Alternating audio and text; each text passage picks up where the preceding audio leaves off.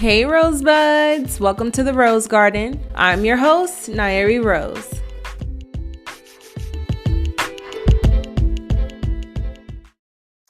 Hey Rosebuds, it's your host, Nyeri Rose, and I am so excited for various reasons. One being we are back with not only a new episode, but we are on season 3 of the Rose Garden. And before I get started, I have to do a couple of shout outs. For one, my environment has changed, if you cannot tell, and that is all made possible due to rooting for you here in Las Vegas. They are a beautifully crafted space for content creators and business owners, small business owners, to come and just create authentically. So I super appreciate them for hosting me and hosting the Rose Garden in this beautiful, beautiful environment. Another shout out would have to be my very first ever guest, okay? Usually you guys see me and I'm just talking it up by myself, but here joining us at the Rose Garden would be my husband, Terrence Keith. If you could say hi to the Rosebuds, say what's up. What's up? Yes, so without further ado, we're going to get right into our episode, and today's conversation is conversations about marriage. So, I have some questions for you. Are you ready? Yeah. You ready? Okay. So the first question, and I usually tell this story to other people, but I never got your perspective of how we actually met. So can you tell the Rosebuds, how did we meet?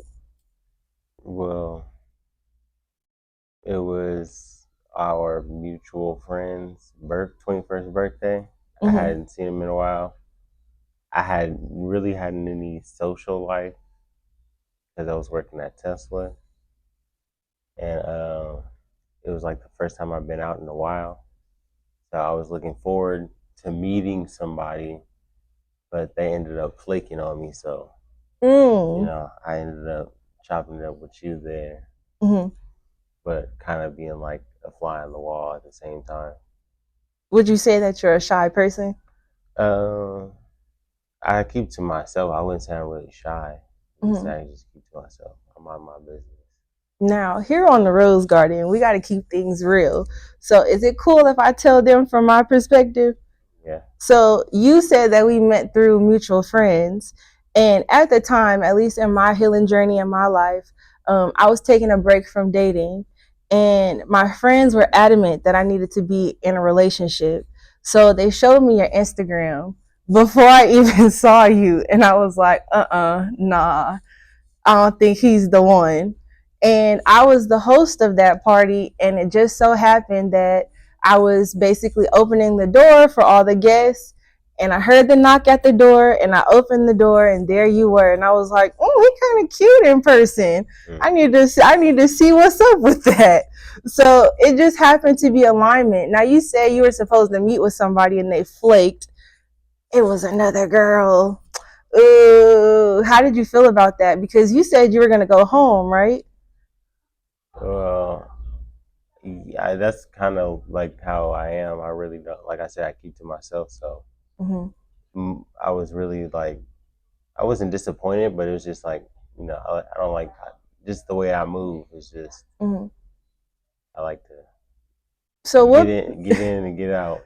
Get in and get out type of situations. Yeah. So what piqued your interest, like just as far as conversing with me? Just having a conversation. That was it. The conversation.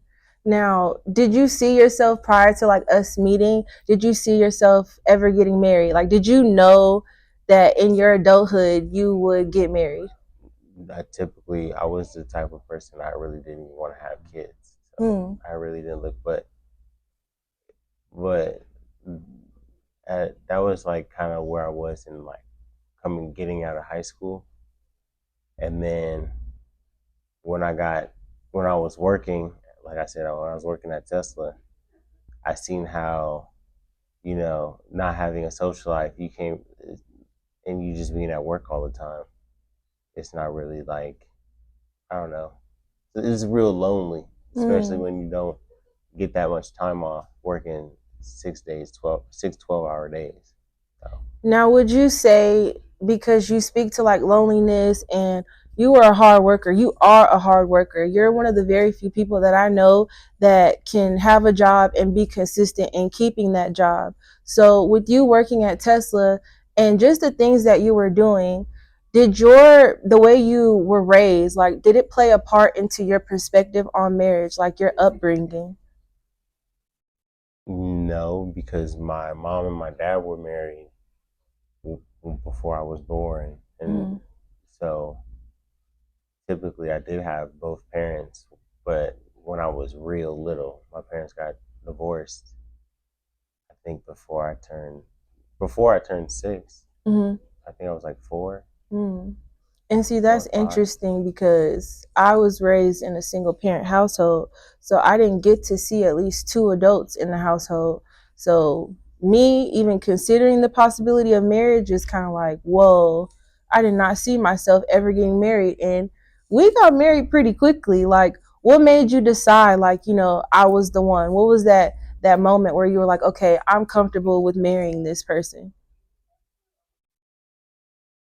Well, I mean, I always had like standards, so to say, Mm-hmm. um, when it came to, especially when it came to like, I wanted somebody to be like a partner, really, not really Mm-hmm. somebody that just wanted to like, oh, you make all the money, you work, because then essentially you telling me that we can't build build something together. It's just I got to do everything. Mm-hmm. So Now. it was always like I had always been into women that had something going on when it came to like whether it was education or career wise, like where Mhm. were you where was your head at, and you were dead set on going to school. So that's how that's what when we started talking, you were in school. So It's funny that you bring that up because that was like one of the big things that made me extremely attracted to you, is just the fact that you knew that I was in school. And not only that, like, I was struggling going to school. I had went to a university and I could not afford it, came back home and started going to community college, and it was a time where I couldn't pay for a specific class that I needed, and immediately you invested into me. So when you talk about a partnership, at that moment I knew that you were my partner, just because you believed in my education and you didn't have to. And we live in a society nowadays where, you know, certain standards say that women are supposed to just maybe be at home or just be in the house, or even if they're not at home and they're working, the man is supposed to go get it. The man is supposed to be the provider and pay for everything. What's your opinions on that? Just having the man do everything to maintain the household, regardless of what the woman is doing. Do you kind of agree with that, or what are your thoughts? I don't know. I think that people use gender as like an excuse Mm, because I see my mom. My mom's a hustler, so it's something that, and my dad's been doing the same job. So I knew consistency and mm, having hustle was a part of something that like was a part of something that was in my family, like in my bloodline. So it's not like I was gonna be like even me, like I was working on cars. Now I switch up on careers, and mm-hmm, but it's all a skill, it's all a trade. mm-hmm, That way I can add to like my portfolio to provide. mm-hmm. So then we're not always thinking about what's our next move or how we're gonna pay this, or Hmm. I'm just smiling because I'm like, just to be if I versatile. asked for a Birkin, would you buy it? Be I don't know. honest. That's a whole car. That's a whole car. Seriously though, like, that's the talk that we see on social media, is like, he has to get my nails done, hair done, buy me the bag. And A Birkin is a car. a Birkin is a car, it's expensive. But if I wanted one, But a Gucci bag is different. Like a Gucci or a Louis Vuitton, that's like that can be from anywhere from like $300 to like $1,000. Like, it's mm, not really nothing. But like a Birkin is like talking about like if you want a real bag, that's like a car. okay. Why not buy a car? But would you buy me what? If I had the funds, like if I was a millionaire, yeah, but And it seems like a waste of money to seems me. like a waste of money. And it's reciprocated. Like there's things in life that are extravagant, but we talked about this earlier today. If you know you have it, that doesn't necessarily mean that you have to go out and get it just because you have it. I met someone and they said that, I have enough money to go buy a Ferrari, but that doesn't mean that I want to spend what I have on the Ferrari. It's just the idea or the thought that if I want it, I could go get it. But is it a necessity? Yeah, it's funny because that's what Cat Williams said in his interview. Mm-hmm. Yeah, sure is. So you were saying that how we're a partnership and just the idea of marriage. Is it a social construct? Is it a business deal? And is it beneficial to be in one? Is it beneficial for especially like the younger group or younger age range that's watching this? Because a lot of people are anti-marriage. I don't need to be married to somebody to be in love with them or to be with them. Well, I was talking about this with my coworker Mm-hmm. earlier in the week. Mm-hmm. We talked about it, and I was just like, it's one thing to like for the title of marriage. It's really just a social thing. It's like Mm-hmm. it's a title. It's paperwork, so your taxes, you get tax benefits. My brother has been with his girl for since I was 11. I'm 31, so Mm-hmm. that's 20 years I've been knowing this same woman. I have niece and nephew and they have the same parents, same household, and they've been together, and they're not even married. So Mm-hmm. it's more of it's like a social pressure A almost. social pressure. Everybody wants you to do it because they want to believe that it's tradition, but But do you think people that are married use it as leverage against people who aren't? Do you think it creates like this hierarchy? I'm married, and so I have more opportunities than someone who's single. no, not necessarily, because somebody who's single, if they have the ambition, they can go out and kind of do marriage, especially if you have kids. You're looking at like, you know, looking for either to spend money on childcare or because Mm-hmm. you got to spend time with your kids. If you don't, you know what I'm saying? If you're going to be out hustling, Mm-hmm. especially if you have your own business. So So, then, now that you're talking about children, how important is communication to you in this partnership? um, it's literally what keeps the marriage going, essentially. Mm-hmm. Because if we're not, I know people say that like you get to a point in your marriage where you don't even have to communicate. You guys have like Mm-hmm. this telepathic connection, and you guys don't have to really say too much. Mm-hmm. But I think communication is still like even you still have to talk to your partner, because if you don't, then that's kind of like, time stuff happens at work, time happens, Mm-hmm. time separate and all that stuff that creates a gap to where you might not know somebody necessarily because they might think a different way because of an experience they had Mm-hmm. when they were out in the world at work, you know. Well, has our communication always been good? No, not at Absolutely all. not. Not at all. No, no. But how did we build from it? Because I know from my perspective, when we first got married and we started having children, our communication was a bunch of miscommunication. And a lot of things played into factor. I think one of the biggest things was our finances.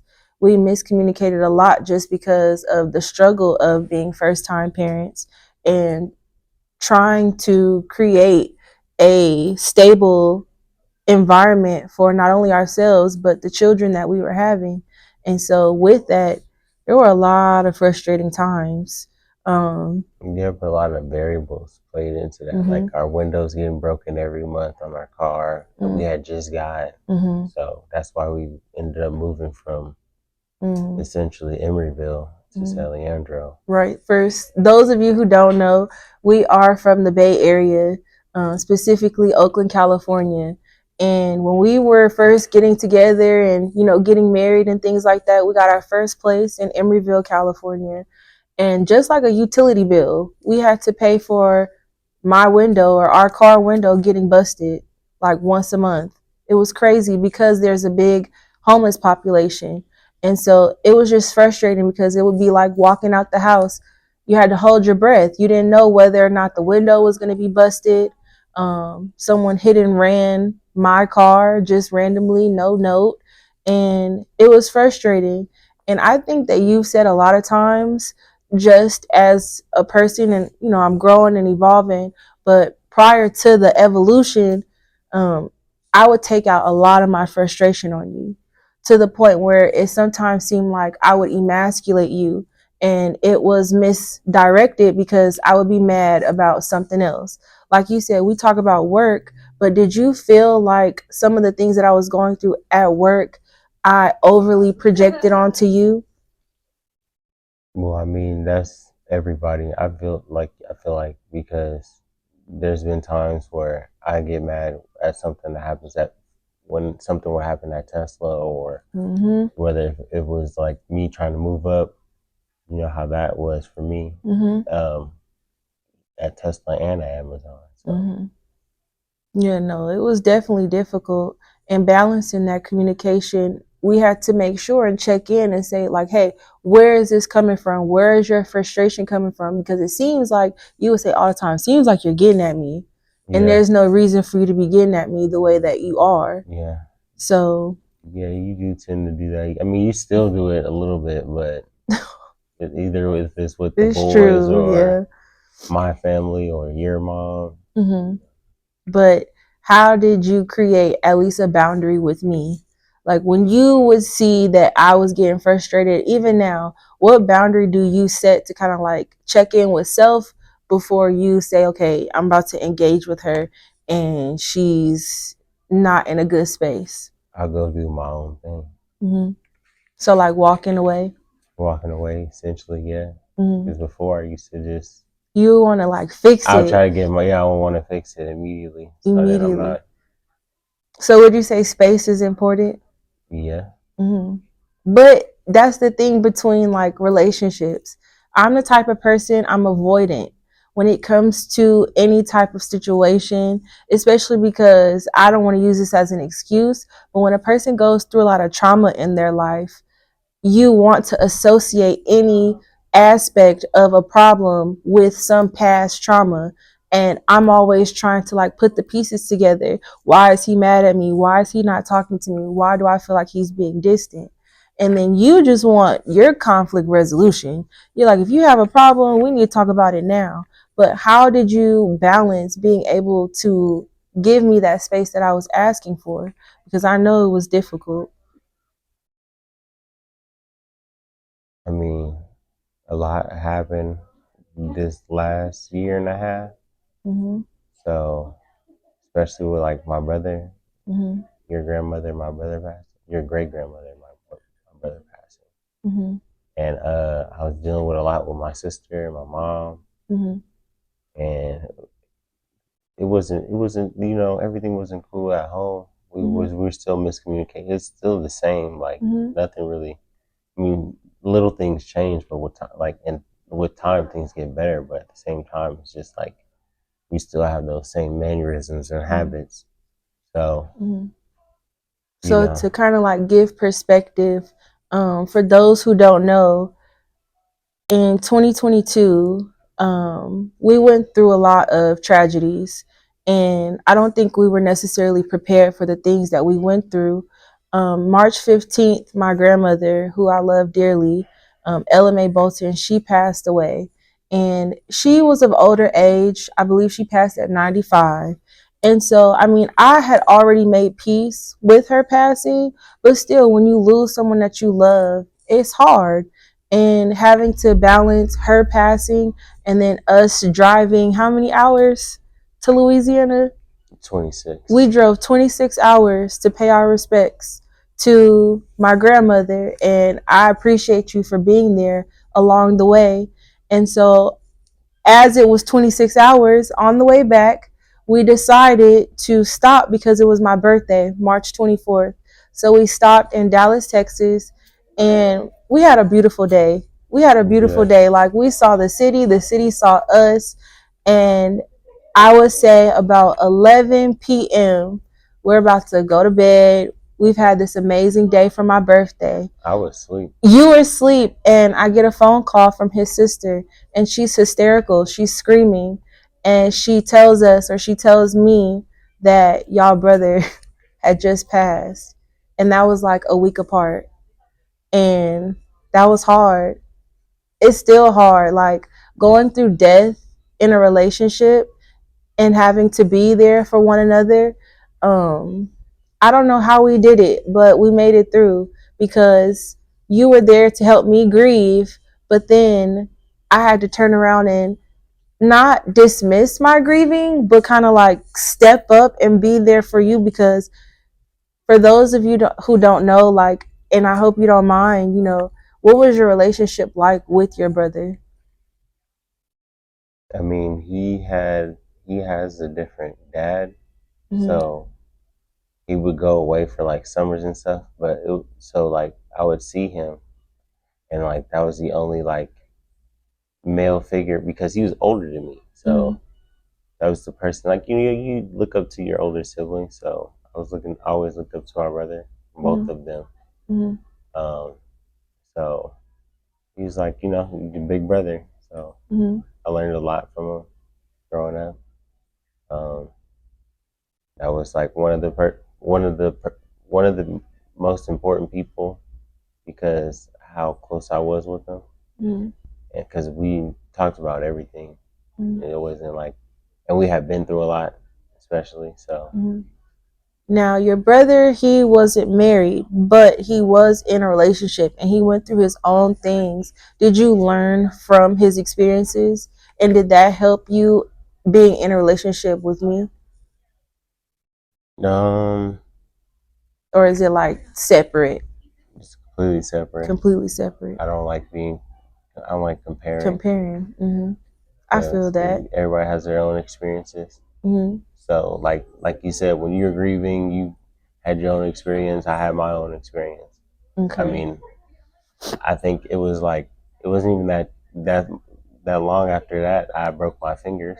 Yeah, you broke your hand. But it was a lot to carry. Like you were dealing with so much and you were still showing up for people and while you were grieving, and did you feel like people were showing up for you or listening to you? Like what led you to literally breaking your hand? No, I was actually doing everything on my own, really. I mean, I had my mom and my sister, but like their relationship with my brother is completely different than mine. So I was compared a lot to my brother, especially growing up. And then all of that changed when he passed. So, and I mean, there's still like a little bit of like a little bit of it still happens every now and again, but it's not as much as it used to. And then like it's just weird getting used to like not being able to talk to that person. That's it, really. Now, kind of switching gears here, you talked about comparisons. And my thoughts right now, just in the climate that we're living in, do you think that we're experiencing a gender war right now between males and females? Like, do you think that there is opposition going on and we're comparing each other when we shouldn't? I think people put these uh, these celebrities and these people on a pedestal, and they take the music quite literal. And if you listen to like the music, it's like, oh, like excuse my language, but fuck these bitches. Nah, go ahead. On the male side, it's like fuck these bitches, and then on the female side, it's like hot girl summer, fuck these niggas. Get let them trick off, get the money. So you think the celebrities play a role into the division between man and woman? I mean, I think it's just a big part of people not being raised correctly because it's a lot of people not taking accountability. That's all it is. It's not really. You can blame celebrities, but you can turn off the TV. You can filter music. Okay. You said celebrities, but these celebrities, do they impact Black culture? Like, think about, we talk about this and we just saw well, you have Blueface and Krishan, and most recently the video with Diddy and Cassie. Like, how does that affect us? How does that affect our culture? Like seeing things like that and just knowing that we listen to these people and we consume their music, and then understanding that they're real people, and you have this video of this man smacking up his girl. Like, how does that hurt or harm or benefit? But I don't see the benefit at all. Because Us. because people are literally making idolizing these people and saying, "Oh, I want to be like just." I mean, nobody's perfect. Everybody's the same but different. Like, um, if you think about it, like you can't if you can't put yourself in that person's shoes, then you don't really know how people are raised. That's all I'm saying. Like, there's a big part of it. Like, it's how you're raised.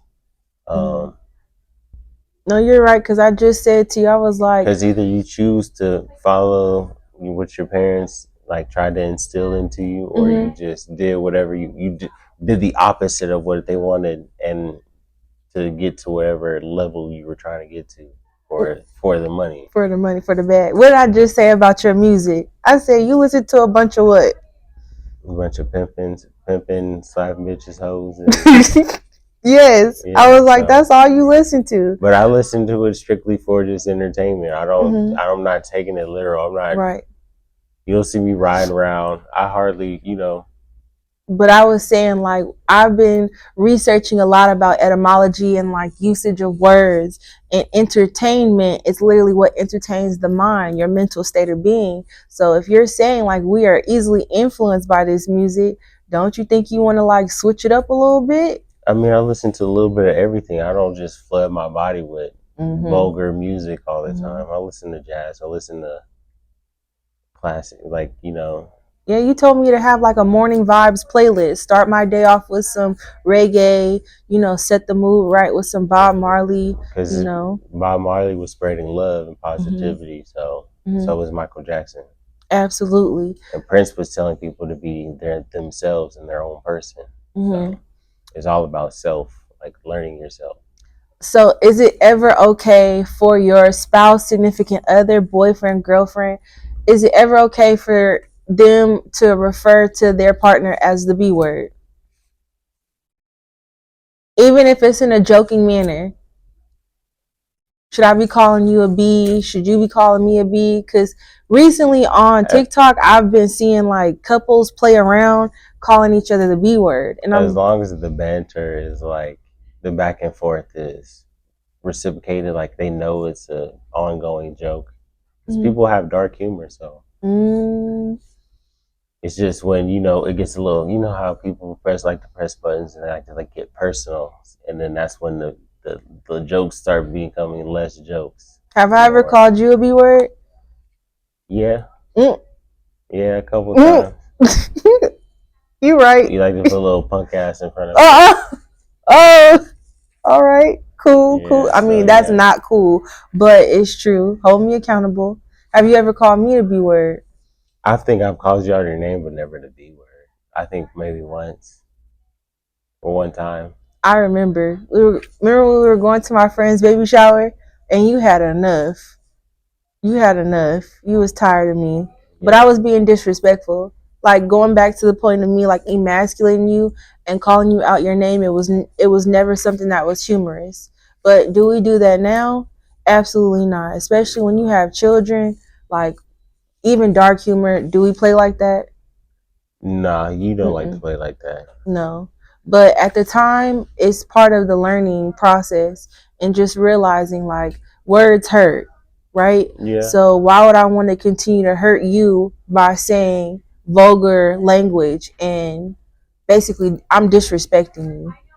Yeah. So at least we've grown from that. Should couples keep their family and friends out of their relationship? Completely. Yes. Completely? You think so? I mean, some people like to, they like to vent, and but when you start taking your personal information and sharing it with friends, I mean, you learn that because you never know. Like somebody might use that against you, and then you know.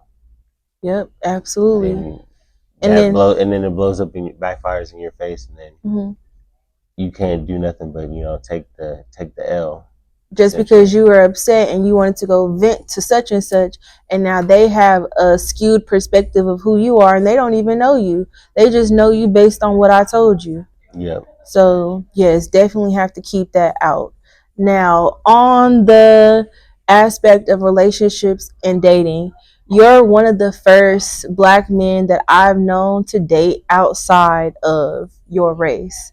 Do you think that interracial relationships are problematic, or what made you decide I can date outside of my race and just be with other people? Because that was like a big shock for me, that you were like experienced with other people, and I've never dated outside of my race. And I could say, from a as a Black woman, there's not a good look when we look at our Black men dating outside of our race. I mean, when you're young and you're single, I mean, you gotta go out like and try different things, learn people's cultures, because that's how you create community. Because me dating other ethnicity, where it was an experience like any other, because you get insight on how their family and their traditions are different than yours, the foods they eat and stuff like that. So completely different. So you don't really see it as problematic? But I don't see, I mean, not really, because I always preferred, women, Black women. So it's where I ended up. If I knew I was going to ever settle down, I was going to be with a Black woman. I wasn't settling, is what I preferred. Well, you did have a psychic read your palm, right? No, it was my friend in middle school. Her aunt was, or one of her family members could read palms and was a psychic. So basically, long story short, dating outside of your race or ethnicity is not betraying the culture. It's actually building community. Yeah, because I mean, look. We live in America. I mean, it's only like the South in certain areas, but we're on the West Coast. We're in a more like liberal type of setting. There's all types of cultures around us. It's all it's life. It's an experience. It's an experience. Do you believe in love at first sight? No, not really, because I mean of the internet, and that's it. Just social media, the internet. Now, I mean, probably back in the day, but now that we're exposed to the fact that you can talk to somebody across the whole world and fly out there and meet that person, and the whole world has changed. So, no, not in our time, no. All right. Before we wrap up, because we are getting to the very end of this conversation, I wanted to do a little trivia with you. So I'm going to ask you a question, and we're going to see how well you answer. And then I'm going to answer the same question in regards to you. All right? You ready? Sure. Okay. What's my favorite color? Red. Cool. Your favorite color is blue. Yeah. Ding, ding, ding. All right. What's my favorite movie? Baps. Excellent. Your favorite movie is Predator. Predator 2, yeah. Predator 2, Danny Glover. Yeah. I only know that because I just asked you. Yeah. Okay. What's my favorite dish / meal? Dish / meal. Like, what's my favorite dish? Like, I love like, it. You like, come on. I mean, it depends. Like, if we go to Cheesecake Factory, no, you don't want the bring mac up and the. cheese. No. Yeah, you want the mac and cheese balls. Yep, like, that's so true. there's fried mac and cheese, and then like, I mean, but essentially, like, you like steak and potatoes. But I love mac and cheese. Yeah, you love I your mac love and me cheese, some yeah. mac. I like your mom's mac and cheese, and I like my mama mac and cheese. Yeah. That's my thing. So the fried mac and cheese, I would say, like, yeah. Okay, your favorite dish is steak? Yeah. You love steak, I feel like. Yeah. Okay. What's my favorite place to travel, or like where do I really want to go to? Where do you really want to go Yeah, to? what's somewhere I really want Like to a go? country or like a state? Country. Um, I remember you telling me that you wanted to go to. I want to say. I'll give you a hint. You want a hint? No, I don't want a Okay, hint. he don't want I a hint, mean, y'all. I know recently. I know where you want to go to Jamaica. Period. Say it louder. Jamaica. Jamaica. We Yeah. coming for So you. Manifestation. yeah, Okay, we gonna be in Jamaica. Jamaica. But Let's see. For you, you you already want know. I I know already you know why you just playing. You playing. he wanna go to Tokyo so bad, y'all. Mm. He wanna be in Japan. That's where you wanna go because what? There's a good like car Yeah, community. the car community is different. I mean, I want to go to Germany too. Yeah, This and you is the do. same for the same reason, but Right. So this is my last question for my very special guest. If you could go back to 18, what words of advice would you give yourself?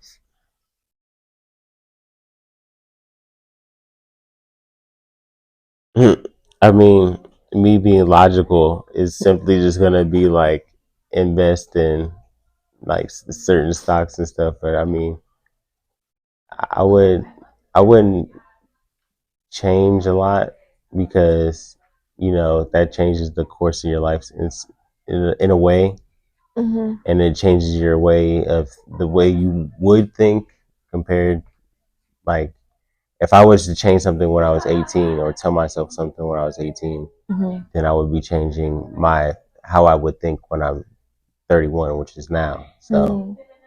I wouldn't change too much. I wouldn't So change like no anything at all. regrets, like I would just just tell myself to be, more careful with the money.